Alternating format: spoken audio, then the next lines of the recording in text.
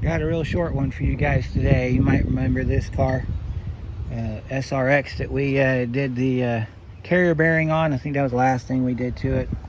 Want to show you the importance of lining up your drive shaft.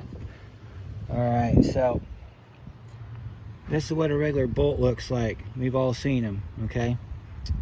This is what happens when you don't line up your drive shaft. You see that? Literally sheared all the threads off up to this point, okay? Gets better.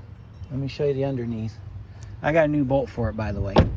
Drive shaft's off, getting aligned, so we don't have this happening anymore. But I want to show you the other side of the coin. This is what happens to your pinion when you don't line up your drive shaft. See that?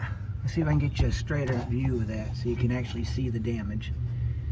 Alright, so that's the hole that took the damage off the bolt. And then there's your other two bolt holes right there in your pinion. So to fix this correctly, I'm going to have to get another pinion. It's also been, yeah, there's no way we can center that back up. There's just no way. Good news is it didn't shear off that alignment pin.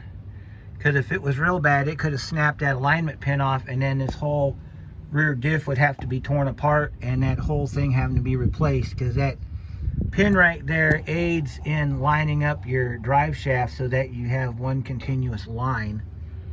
So wanted to show that to you. So how can we fix this in the future? Well, it's simple.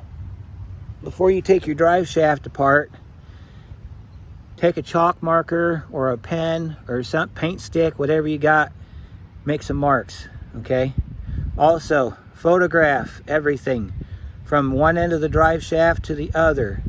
If your weights sit in a line, you need to know that. If they're off to one side, you need to know that.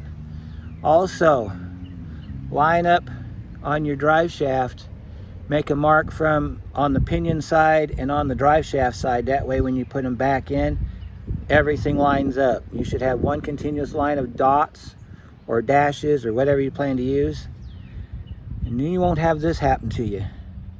So this is a very valuable lesson that I'm passing on to you. If you do anything, this is not just on the SRX, anytime you have a two-piece drive shaft. Fords, they use them.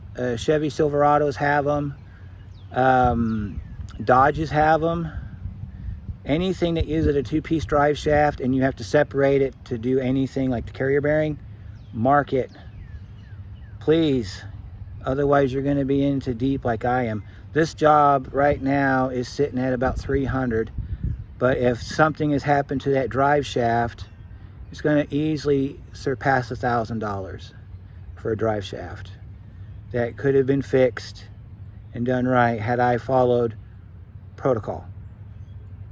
So, thought I'd pass that to you.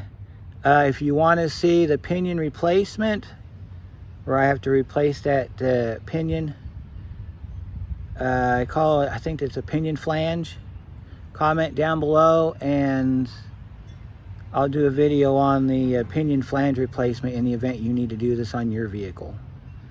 So, until then, we'll see you on the next one.